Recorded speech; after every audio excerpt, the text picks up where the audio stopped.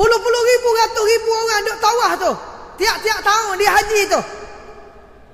Tak sampai 70 orang Allah terima. Allahu Rabbi. Betul sungguhlah kalau tak sampai 70 orang pun. Cuba tanya ahli jemaah Malaysia yang pergi 30 ribu orang. Cuba tanya seorang-seorang, rukun haji ada berapa? Syarat sah haji ada berapa? Boleh jawab? Tanya hak 30 ribu orang nak pergi tu. Rukun Islam pun tak tahu kadang-kadang. Tak sah kira rukun haji. Syarat sah sembahyang ada berapa? Tak tahu. Inilah yang disebut oleh baginda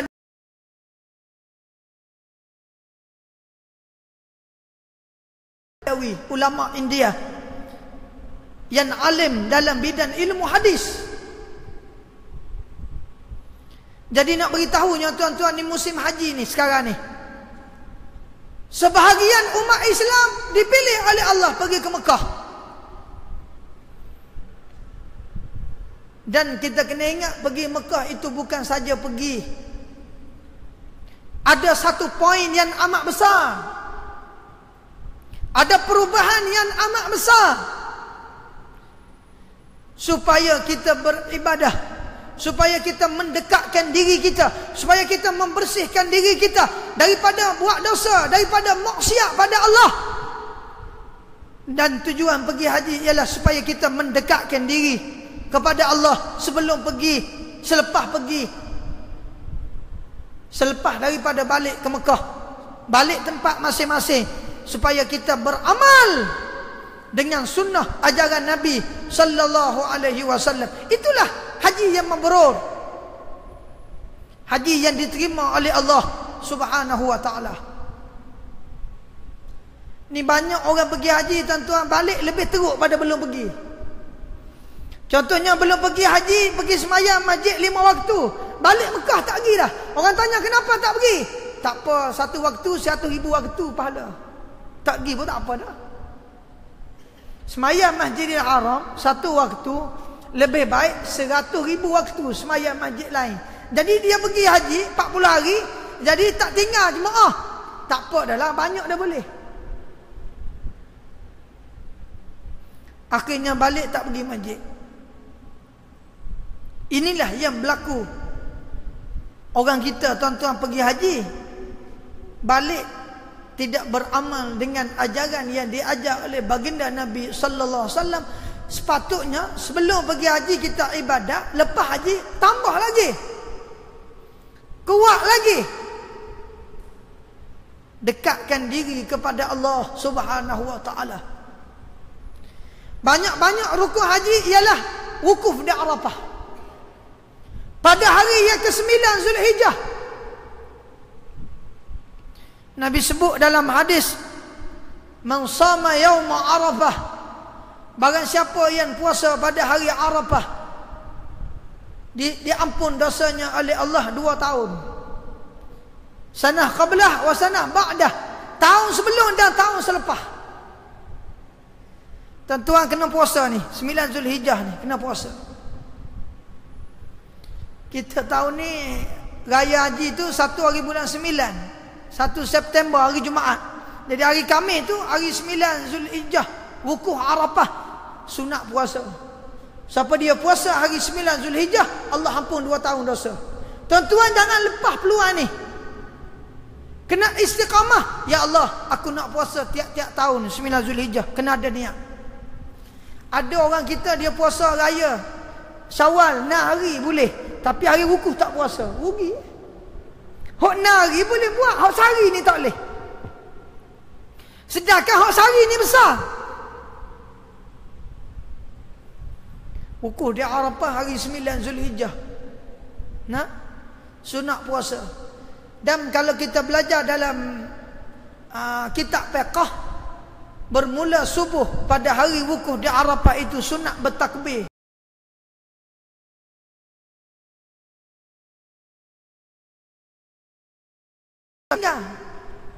Tiap-tiap tahun boleh buat insya-Allah. Bukan lama sehari ya. Takkan dalam setahun sehari tak boleh puasa, beratlah. Hak sunat, hak Ramadan tu sasa kira hak wajib lah. Hak sunat. Nak suruh buat lain malah.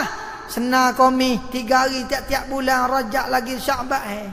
Kau dulu, biar dulu hak tu. Banyak hak ni dulu. So ya. Tuan-tuan, dalam setahun ni ada 2 hari puasa sunat. Kalau boleh jangan tinggal 2. Pertama 9 Zulhijjah, yang kedua 10 Muharram.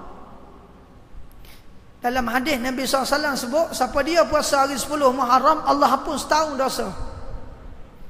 Kalau puasa hari wukuf Arafah 9 Zulhijjah, Allah ampun 2 tahun dosa. 2 hari ni jangan tinggal. Hak hari tu, tu orang hak kuat lah. Orang hak tak kuat tak usah puasa lah, raya ya. Biar boleh buat 2 ni dulu. 9 Zulhijjah, 10 Muharram. 2 hari tu jangan tinggal lah tuan-tuan. Nah, tiap-tiap tahun jangan tinggal sebelum wafat, sebelum mati. Nah, jadi antara rukun haji ialah wukuf di Arafah. Bermula hari wukuf itu daripada waktu zuhur sehingga gelicir matahari. Orang yang dapat wukuf Arafah, Nabi kata dapatlah haji. Kalau dia tak dapat wukuf di Arafah daripada zuhur sampai maghrib, maka tak sah haji dia. Itu kelebihan hari wukuf di Arafah. Di dalam kitab Sunan Tirmizi, dalam kitab Sahih Imam Tirmizi, Nabi sallallahu alaihi wasallam bersabda, khairud du'a ad-du'a yaum Arafah. Sebaik-baik doa ialah kamu berdoa pada hari wukuf di Arafah. Sebab tu bila orang pergi haji, hari wukuf Arafah banyakkan berdoa. Doa dalam kemah, berdoa. Tuan-tuan, kalau orang pergi haji dulu Arafah tak ada kemah, duduk tengah panas. Lah ni kemah ada ekong. Hak tu yang malah tu. Dulu pergi haji di tengah panas ya, padang pasir. Lah ni kemah penuh, ekor pula. Nabi suruh banyakkan doa. Nak beritahunya, banyakkan doa pada Allah pada hari wukuf di Arafah. Walaupun tuan-tuan duduk di rumah, doa. Hari Khamis ni tuan-tuan, hari Khamis 9 Zulhijjah ni, hari Khamis. Hari 1 bulan 9, hari Jumaat, Raya Kurban 10 Zulhijjah. 11, 12, 13 Yaumut Tasyrik. Hari yang haram puasa, tak boleh puasa. Gaji pun tak boleh puasa, tak sah, haram. Itu hari-hari yang mulia di dalam Islam. Sepatutnya hari-hari ni kita kena tahu tuan-tuan. Ni kadang-kadang hidup 50-60 tahun, orang tanya hari Tasyrik hari apa, tak tahu. Rugilah. Sebab itulah tuan-tuan kena belajar. Jadi kelebihan hari wukuf di Arafah ni amat banyak. Di antaranya tujuan hari wukuf di Arafah ni tuan-tuan, supaya kita ingat pada mati. Tuan-tuan tengok hari wukuf semua orang pakai putih semua, tak ada pakai baju warna lain. Mu raja ke, mu Tan Sri ke, kamu datuk ke, bila pergi Mekah semua pakai yang putih hari wukuf Arafah. Pakaian pula tak ada yang jahit. Kalau tuan-tuan mengaji dalam kitab fiqh, di antara perkara yang haram dilakukan waktu dalam ihram ialah pakaian yang berjahit, tak boleh, haram, melainkan perempuan. Itu disebut di dalam kitab fiqh. Apa tujuan? Tujuan ulama beritahu supaya kita ingat pada mati. Tuan-tuan, orang mati pakai kain jahit ke tak? Jahit tak orang mati? Tak. Jahit. Kain putih, sekeping ya. Kain kapan? Warna putih. Ke sini kapan dengan warna biru sini?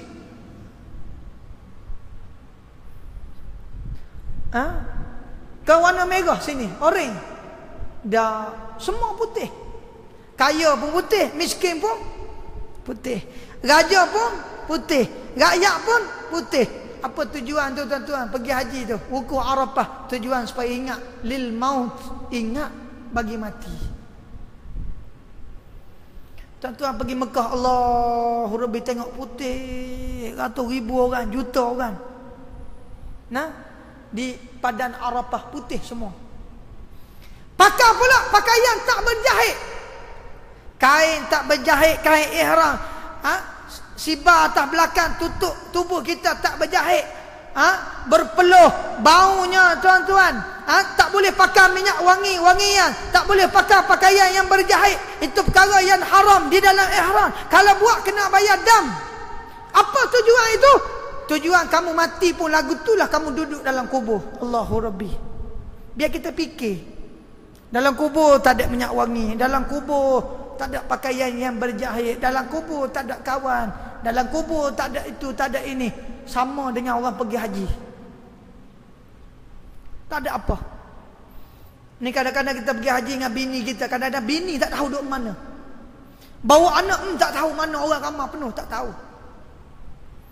Quran menceritakan, yauma yafirrul mar'u min akhihi wa ummihi wa abihi wa sahibatihi wa banihi likulli imri'in minhum yawma idzin sya'nun yughnih.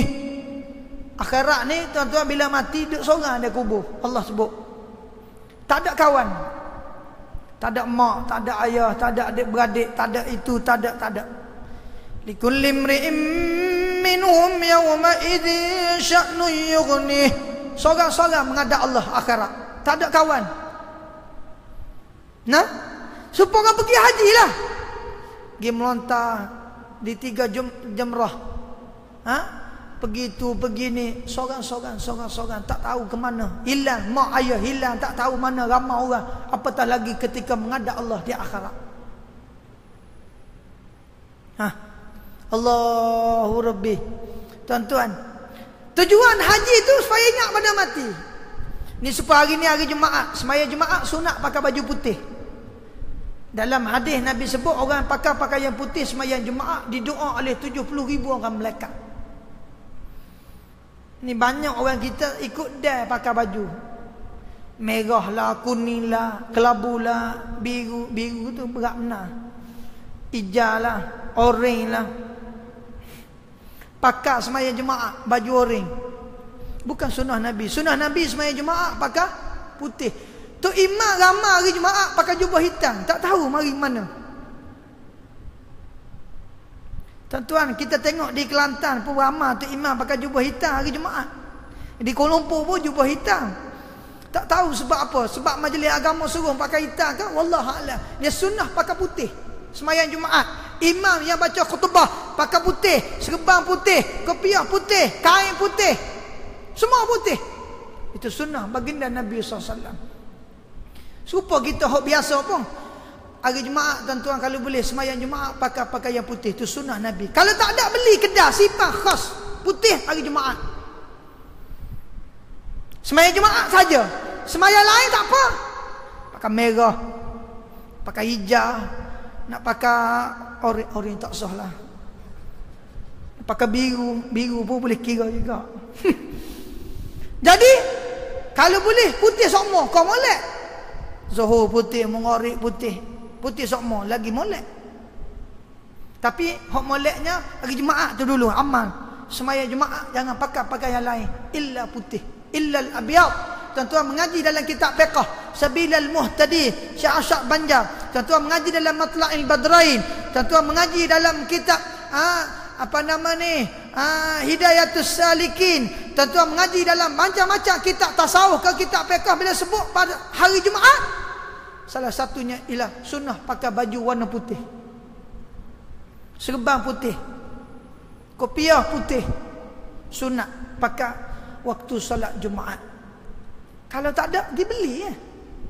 Takkan tak boleh pakai seminggu sekali sembahyang Jumaat ya. Allahu Akbar. Tok guru saya belajar di Pondok Lubuk Tapah, Tok Guru Ajilah. Daripada dia kecil sampai dia mati tak pernah pakai baju warna lain, putih semua. Allahu Rabbi. Dia meninggal umur 75 tahun. Daripada dia kecil sampai dia mati tak pernah pakai baju warna lain. Allahu Akbar, hebat sungguh. Itu hebat. Tak pernah pakai baju lain. putih semua. Kalau pakai baju lain pun putih ada. Supaya guru kita di Yaman, Habib Umar, Habib Abdullah bin Syahab, Habib Salim Syatiri, ni orang yang putih semua. Walaupun ada baju warna lain di luar, hitam ke, hijau ke, tapi dalam putih mesti ada. Itu ulama-ulama Yaman yang istiqamah dengan pakaian yang warna putih, pakaian yang bersih. Mana bersih? Orang pergi ihram haji pun pakai putih, dan orang yang masuk kubur menghadap Allah pun pakai putih. Ke sini mati kapan dengan kain warna merah sini? Cuba tanya pihak masjid.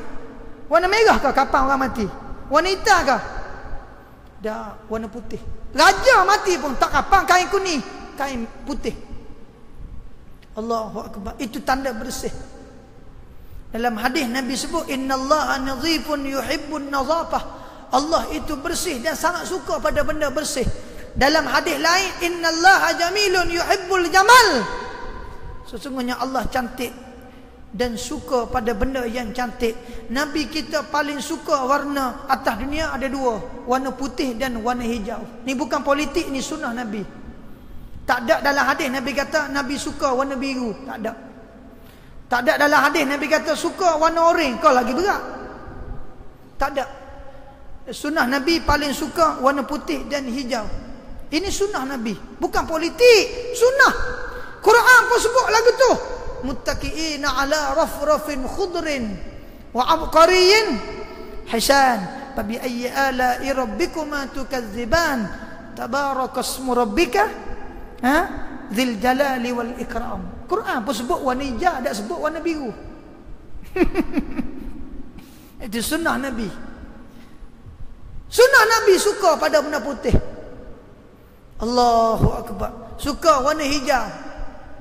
Nah, sebab tu kalau nak kalah rumah pun kalah hijau, jangan kalah warna lain. Sunnah Nabi. Nah, suka warna hijau, warna putih. Masjid pun kalau boleh cat hijau baru comel, ataupun cat putih. Ni masjid cat biru, berat benar.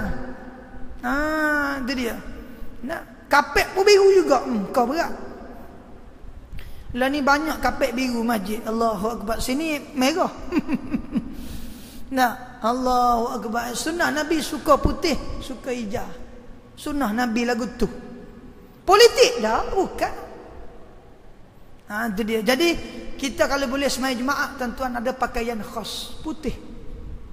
Waktu sembahyang lain apa? Ikut nak pakai warna apa? Sembahyang Jumaat dulu kalau boleh amal putih semua. Kalau boleh amal putih semua, kau molek. Maghrib putih, isyak putih, subuh putih, hari lain pun putih, putih. Oh, molek, tak ada masalah. Okey, habis. Jadi tujuan orang pergi haji nombor satu, ingat pada mati. Tentu pergi haji tu ingat Allah pada mahsyar lagu ni. Pada mahsyar dunia ni, wukuf Arafah. Itu pada mahsyar dunia orang panggil. Tak ada mak, tak ada ayah, pokok kayu tak ada. Licin. Lagu itulah keadaan manusia menghadap Allah di akhirat. Pakaian pula tak jahit. Akhirat teruk lagi, tak telanjang tuan-tuan, tak ada pakaian langsung. Dunia ni ada juga pakaian, walaupun tak berjahit, tutup lagi, tapi hari menghadap Allah akhirat, Nabi sebut dalam hadis yang sahih, berkaki ayan, tak pakai seluar baju, bertelanjang ketika menghadap Allah di akhirat. Siti Aisyah isteri Nabi bila dengar macam tu malu. Tanya Nabi, ya Rasulullah, bagaimana kalau telanjang? Orang tengok aku. Orang telanjang, orang tengok. Bagaimana? Lalu jawab oleh Nabi SAW, ya Aisyah, tak ada masa orang nak tengok dah. Orang ketika tu semua nak menghadap Allah. Tak ada masa nak tengok homo aku, tak ada. Waktu tu semua orang nak menghadap Allah. Tuan-tuan baca dalam Quran, yauma yakunun nasu kal farashil mabthuth wa takunul jibalu kal ihnil manfush fa amma man thaqulat mawazinuhu fa huwa fi shatir radiyah wa amma man khaffat mawazinuhu fa ummuhu hawiyah wa ma adraka ma hiya narun hamiyah. Quran cerita, yauma yakunun nas kal farashil mabthus. Bagaimana manusia keluar daripada kubur nak menghadap Allah? Seperti kekatu yang berterbangan, kata Allah. Ramainya orang berebut nak menghadap Allah daripada kubur, nak pergi menghadap Allah. Wa takunul jibalu kal'ihnil manfush. Bagaimana kamu tengok gunung-gunung ni yang hebat ni, dunia ni kuat, akhirat semua berterbangan jadi habu, jadi angin, diterban oleh angin ketika menghadap Allah di akhirat. Itulah keadaan manusia. Hebat sangat mana pun, itulah keadaan ketika menghadap Allah di akhirat. Dan dalam satu lagu tu dia kata, wahai saudara, hendak ingati dirimu itu lagi akan mati. Tuntutlah ilmu sebelumnya mati. Matilah kamu seorang yang diri, duduk di dalam kubur yang sangat sunyi. Duduk dalam kubur seorang. Sebelum mati ni belajarlah tuan-tuan. Sebelum mati ni beramallah tuan-tuan. Sebelum mati ni belajarlah. Sebelum mati ni semayanglah. Sebelum mati ni tuan-tuan, gunakan masa yang Allah bagi untuk kita mencari bekal untuk menghadap Allah. Waktu kita duduk seorang di dalam kubur, tidak ada pertolongan selain daripada pertolongan Allah Subhanahu wa taala. Dunia ni tuan-tuan, kita susah orang boleh tolong kita. Kita susah, isteri ada, isteri tak boleh tolong, anak boleh tolong. Anak tak boleh tolong kawan, kawan tak boleh tolong jiran, jiran tak boleh tolong orang tu orang ni. Dalam kubur tak ada orang boleh tolong. Allahu Akbar. Seorang duduk di dalam kubur yang sangat sunyi. Ibu dan bapa tak ada sekali, sekalian yang waris semuanya kembali. Tinggallah kamu seorang yang diri. Duduk seorang. Orang lain pergi kubur ni, waktu tu orang hantar kita. Siap tanah orang tak tunggu dah, balik. Isteri balik, anak balik, kawan balik, kereta Mercedes tinggal, rumah besar tinggal, isteri, anak tinggal, semua tinggal. Duduk seorang. Allahu Akbar. Jadi dunia ni berlatih dah tuan-tuan. Pergi haji tu supaya ingat pada mati, ingat akhirat. Tengok orang hari wukuf, ramainya manusia berebut-rebut nak pergi melontar batu tu, berebut-rebut sampai ada mati, ada terpijak. Tu baru dunia. Bagaimana manusia daripada Nabi Adam sampai kiamat keluar daripada kubur menghadap Allah Subhanahu wa taala. Allahu Rabbi. Tadi semayang maghrib tu imam baca, idza as-samaa'u fatarat wa idzal kawakibu tasarat wa idzal biharu fujjirat. Nah, bagaimana akhirat ni? Kamu tengok langit satu hari dipecah oleh Allah. Bagaimana kamu tengok langit itu tinggi satu hari diturunkan, dihancur. Bagaimana air laut kamu tengok hebat, akhirat dikeringkan oleh Allah. Ketika tu alimat nafsun ma qaddamat wa akharat. Ketika itu semua manusia akan menghadap Allah, akan tahu apakah perkara yang dia telah buat waktu dia hidup di atas dunia. Jadi nak beritahunya kita ni hidup, jangan lupa akhirat. Jangan lupa kita pasti akan mati. Menghadap Allah bila-bila masa. Siang ke, malam ke, pagi ke, petang, mesti menghadap Allah. Tuan-tuan, ada dua amalan Nabi suruh kita jangan tinggal tiap-tiap hari. Baca lepas maghrib, lepas subuh. Pertama, Allahumma ajirni minan nar. Siapa-siapa yang baca Allahumma ajirni minan nar selepas maghrib 7 kali, selepas subuh 7 kali, kalau dia mati malam tu atau mati pagi tu, namanya ditulis oleh Allah ahli syurga. Allahu Akbar. Benda sikit ya, amal payah.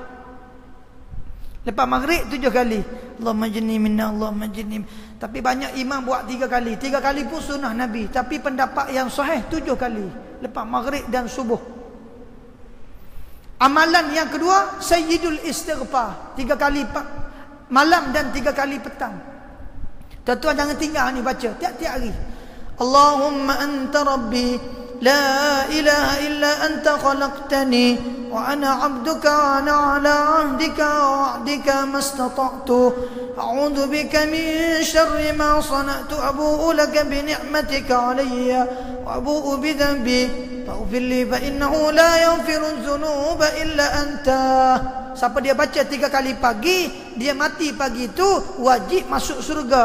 Siapa dia baca 3 kali waktu malam, kalau dia mati malam tu wajib dia masuk surga. Allahu Akbar. Tu hadis yang sahih. Syekh Nuruddin Banjari, mana tempat dia kuliah, dia ajar sokmo suruh baca ni. Ni Masjid Khairiyah ni Syekh Nuruddin mari sokmo nazir kan? Mari sokmo Syekh Nuruddin Al-Marbawi, ulama Indonesia yang alim dalam bidang hadis.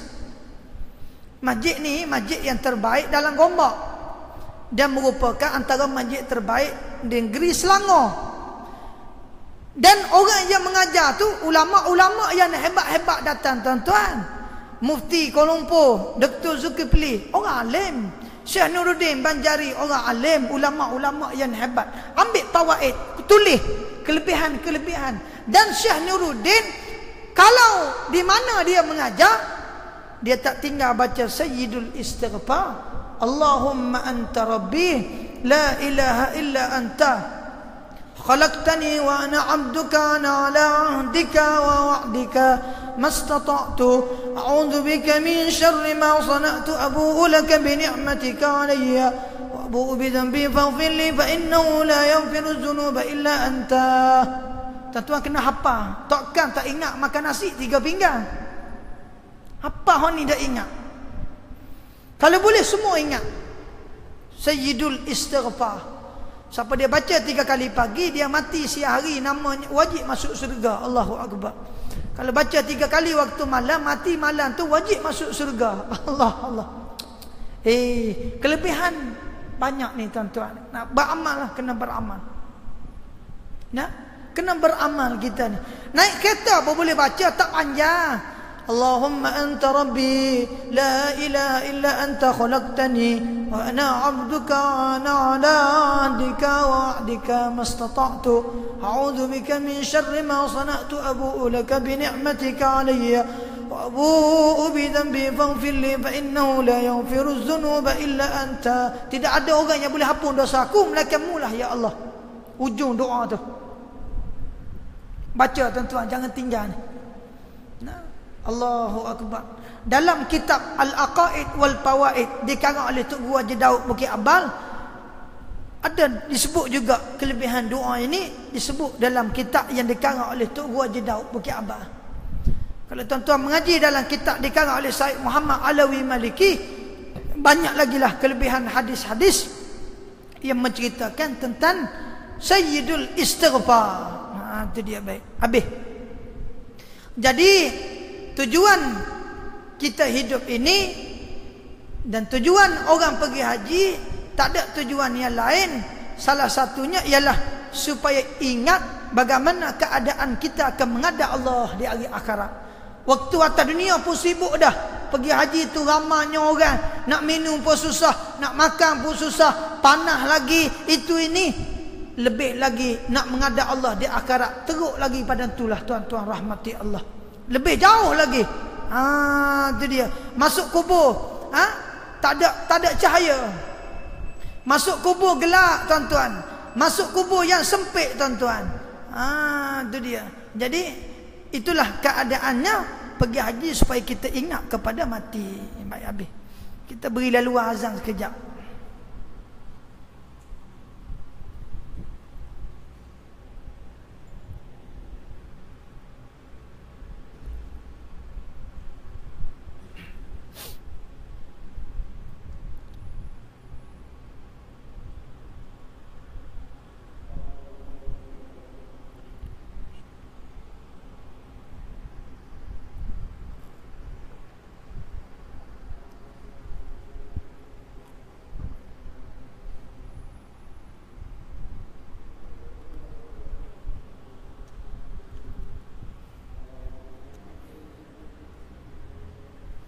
Alhamdulillah ya Karim.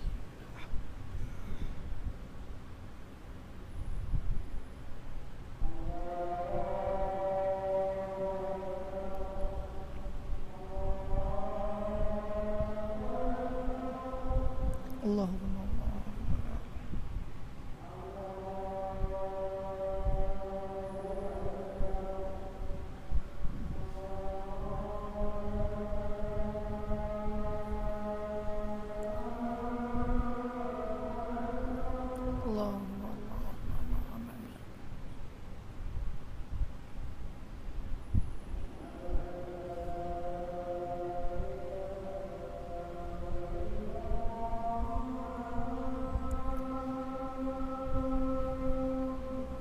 asyhadu an la ilaha illallah.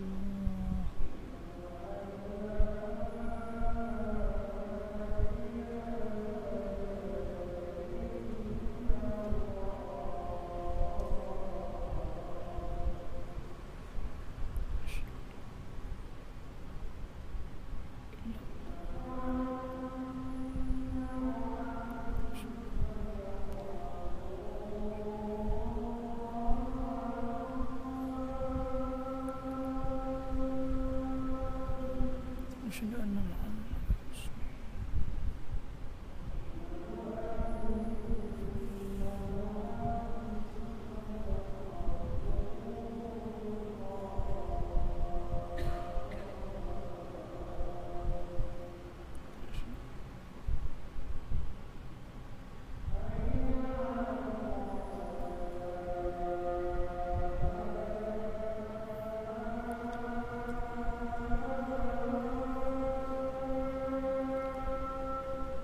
لا حول ولا قوة.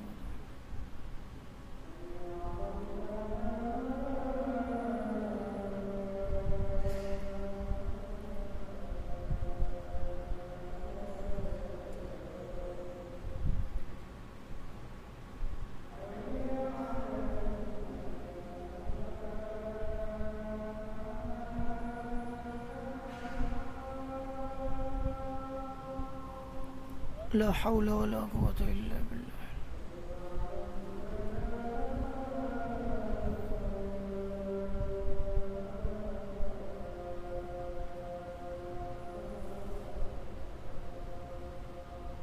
حول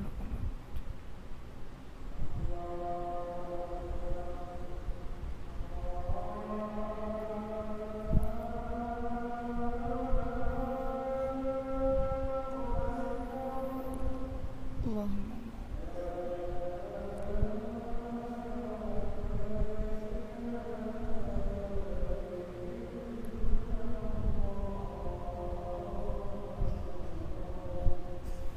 لا إله إلا الله.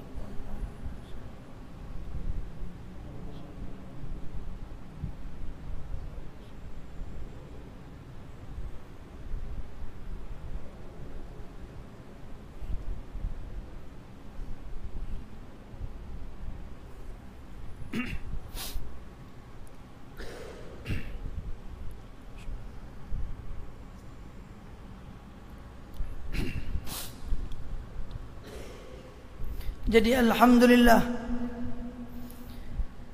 yang terakhirnya tuan-tuan ialah kita telah sebut tadi masalah kelebihan hari wukuf di Arafah, dan tujuan apa Allah buat hari wukuf Arafah ialah tujuan supaya kita ingat bagaimana keadaan manusia akan menghadap Allah di yaumul mahsyar nanti. Sehingga ulama beritahu wukuf Arafah itu pada mahsyar dunia. Bagaimana keadaan pada mahsyar akhirat lebih teruk lagi lah daripada itulah tuan-tuan rahmati Allah. Baik habis. Yang terakhirnya tuan-tuan rahmati Allah, tujuan pergi haji yang paling besar ialah supaya orang itu mendapat haji mabrur, haji yang diterima oleh Allah Subhanahu wa ta'ala. Maka nak boleh haji mabrur ni bukan senang. Pergi mesti dengan duit yang halal, pergi dengan ada ilmu, pergi dengan belajar, pergi dengan ikhlas, dan ada niat perubahan selepas daripada balik menjadi lebih baik daripada sebelum daripada pergi. Ini di antara syarat-syarat yang seorang itu mendapat haji mabrur. Yaqulun Nabi sallallahu alaihi wasallam, siapa-siapa yang dapat haji mabrur laisa lahul jazaa illa al jannah, tidak ada balasan yang lain melainkan surga Allah di akhirat. Dalam hadis yang sahih Nabi SAW bersabda, man hajja lam yarfus wala, barang siapa yang mengerjakan haji dia tidak merosakkan haji, tidak membatalkan haji, tidak melakukan perkara yang haram waktu haji, maka kayaumi waladat ummuhu, diampun dosanya seperti baru dilahirkan daripada perut mak dia. Allahu Rabbi. Jadi itu kelebihan-kelebihan yang seorang itu bila pergi haji dengan ikhlas, bila pergi haji dengan ilmu, bila pergi haji dengan lil ibadah la lin nuzhah, pergi kerana ibadat pada Allah, bukan kerana makan angin, makan pergi saja-saja, tidak. Jadi tujuan yang paling besar orang pergi haji ialah supaya dapat haji itu mabrur, haji yang diterima, haji yang baik. Antara tanda haji yang baik Nabi sebut ialah setelah dia balik, perubahan ada di diri dia. Kalau sebelum pergi dulu dia kurang semayang, lepas balik Mekah dia rajin semayang. Kalau sebelum pergi haji dulu dia jarang pergi masjid, seminggu sekali ya. Bila balik haji dia pergi masjid 5 waktu tiap-tiap hari. Kalau sebelum pergi haji dulu, dia tak pernah derma, dia tak pernah wakah, dia tak pernah buat perkara yang baik. Tapi setelah pergi haji dia balik, dia berubah.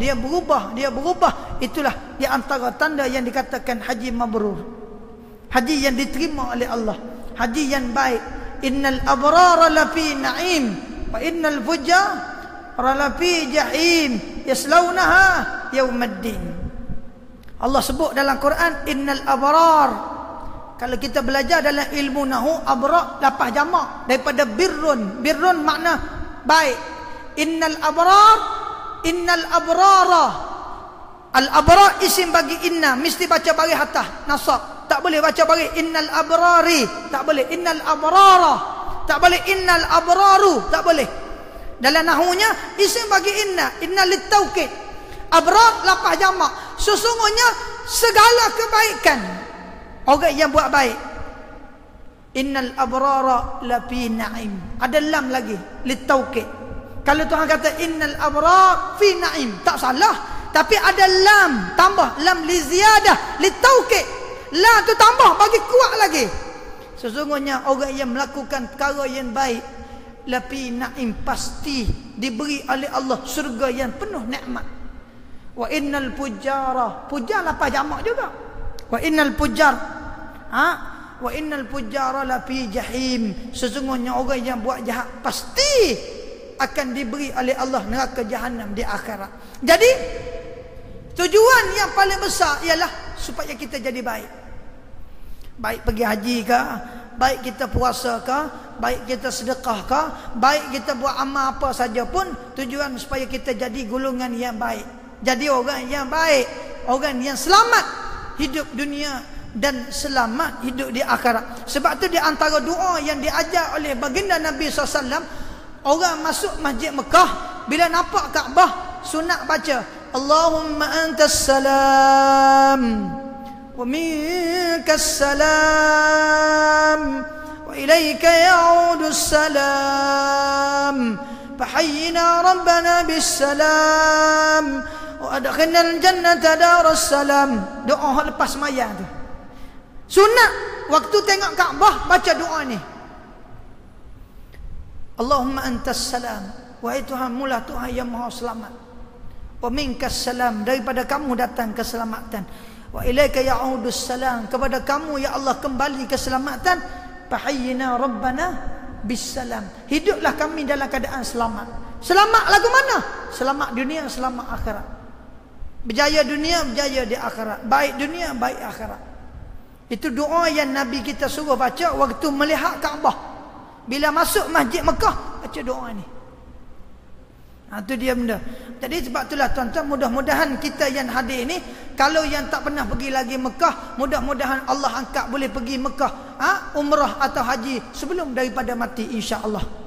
Kalau yang Allah sudah angkat, sudah pergi, mudah-mudahan Allah jadikan haji kita, umrah kita tu mabrur, makbul, yang baik dan diterima oleh Allah Subhanahu wa taala, insya-Allah. Yang terakhirnya tuan-tuan, sebagaimana sebelum daripada ini pun, mana-mana tempat yang saya pergi kuliah, saya kutip derma ataupun wakaf, sekarang ni saya dah tengah buat pondok orang dewasa tuan-tuan. Di pondok kita sekarang ini, kita nak buat pondok orang dewasa, orang tua yang umur 60, umur 50, 70 yang nak pergi belajar pondok. Kita nak dana tu kurang-kurang dalam 300,000 tuan-tuan. Kita ambil satu pondok RM2,000 wakaf. Kalau siapa-siapa yang nak wakaf niat orang tua dia yang telah meninggal, bolehlah jumpa saya lepas sembahyang isyak ni, ambil nombor akaun dan sebagainya. Satu pondok kita ambil RM2,000 tuan-tuan. Tuan-tuan boleh niat untuk orang tua yang telah meninggal. Dan pondok kita sekarang ni baru buka 6 bulan. Pelajar sekarang ada 120 orang pelajar. Kita baru buka 6 bulan. Bulan 2 baru ni. Bulan 2, 3, 4, 5, 6, 7. Bulan 8 dah. Baru masuk 6 bulan, 7 bulan baru buka. Sekarang kita ada 120 orang pelajar. Daripada Kuala Lumpur, Selangor ni ada 5 orang belajar di pondok saya. Pondok saya tu seluruh Malaysia orang ada belajar di situ. Belajar percuma tuan-tuan. Tak payah bayar. Cumanya kena makan minum sendiri, beli sendiri. Ada kantin di pondok tu. Daftar RM400 ya. Sampai bila-bila nak belajar. Bulan-bulan tak ada bayar. Kita masih lagi buka. Kalau ada tuan-tuan yang nak hantar anak belajar, pondok saya tu di Madrasah Syukriyah, nama pondok saya itu di Paluh Rawa, Macang, Kelantan. Kalau tuan-tuan pergi Kelantan, lebih masyhur lagi, orang panggil pondok Ustaz Budak. Orang Kelantan kenal belaka. Kalau tak kenal tu nak mati. Tuan-tuan pergi Kelantan, tanya orang Kelantan pondok Ustaz Budak, orang tahulah. Kalau tanya pondok Madrasah Syukriyah, tak tahu. Tanya pondok Ustaz Budak mana? Di Macang. Sekarang ni kita ada 120 orang pelajar dan kita masih lagi buka kepada 40 orang saja lagi pelajar. Cukup 40 orang lagi, tutup. Tak boleh sebab tak muat tempat dah tuan-tuan. Ramai sangat tak boleh, pening macam-macam. Hak ni tujuh pagar, hak ni lagu tu, hak ni macam ni. Nak bahasa dia lah, nak didik orang ni bukan senang tuan-tuan. Sebab kita perak anak 5 orang pun tak boleh dah nak jaga. Nak apatah lagi ratusan orang. Jadi insya-Allah kita masih lagi buka daftar itu. Kalau ada tuan-tuan yang berminat, boleh jumpa saya untuk daftar. Dan kalau tuan-tuan berminat untuk wakaf satu pondok RM2,000, boleh jumpa saya lepas solat isyak nanti insya-Allah. Yang kedua, insya-Allah pihak masjid akan letakkan tong di belakang ni, di tengah-tengah ni, tong warna pink tuan-tuan. Insya-Allah lepas mai isyak tuan-tuan boleh beri derma untuk sekolah saya, madrasah saya dalam tong yang akan diletakkan di atas jadah oleh pihak masjid selepas solat isyak nanti, muslimin muslimat insya-Allah. Dan yang nak wakaf tu boleh jumpa saya selepas solat isyak. Wallahu alam, apa yang baik daripada Allah. Yang insya-Allah kita akan jumpa lagi pada masa-masa yang akan datang insya-Allah. Dan masjid ni antara masjid yang selalu saya datang lah tuan-tuan. Daripada dulu lagi pun alhamdulillah sambutan tuan-tuannya agak baik. Masjid ni antara masjid yang sangat baik. Dan insya-Allah Allah beri kekuatan, masjid ini semakin hari semakin baik lagi insya-Allah taala. Jadi mudah-mudahan kita jumpa lagi pada masa yang akan datang insya-Allah. Bismillahirrahmanirrahim. Alhamdulillahirabbil alamin. Allahumma salli wa sallim ala sayyidina Muhammad ad-durril azhar wal yaqutil ahmar wan nuril azhar wa sirrillahil akbar wa ala alihi wa sahbihi ajma'in. Ya Allah, ya Tuhan kami, ampunkanlah semua dosa kami, dua ibu bapa kami, datuk nenek kami yang masih hidup atau telah meninggal dunia ya Allah. Ya Allah, ampunlah semua dosa guru-guru kami, muslimin muslimat yang masih hidup atau telah meninggal dunia ya Allah. Ya Allah, ya Tuhan kami, berilah kami dapat amal apa ilmu yang kami telah belajar ya Allah. Ya Allah, ya Tuhan kami, berilah mulut kami dapat ucap kalimah la ilaha illallah Muhammadur Rasulullah waktu nyawa kami dicabut oleh malaikat satu hari nanti ya Allah. Ya Allah, ya Tuhan kami, berilah kubur kami cahaya, luahkanlah kubur kami ya Allah. Begitu juga kubur dua ibu bapa kami yang telah meninggal dunia ya Allah. Ya Allah, ya Tuhan kami, jadilah kami ahli syurga, jangan kamu jadikan kami ni ahli neraka ya Allah. Ya Allah, ya Tuhan kami, terimalah segala amal yang kami buat ya Allah. Ya Allah, berilah surat amal kami terima dengan tangan kanan di pada mahsyar nanti ya Allah. Rabbana atina fid dunya hasanah fil akhirati hasanah wa qina azabannar. Wa sallallahu ala sayyidina wa nabiyyina Muhammad wa ala alihi wa sahbihi wasallam. Subhana rabbika rabbil izzati amma yasifun. Salamun alal mursalin. Walhamdulillahi rabbil alamin. Takbir. Allahu akbar.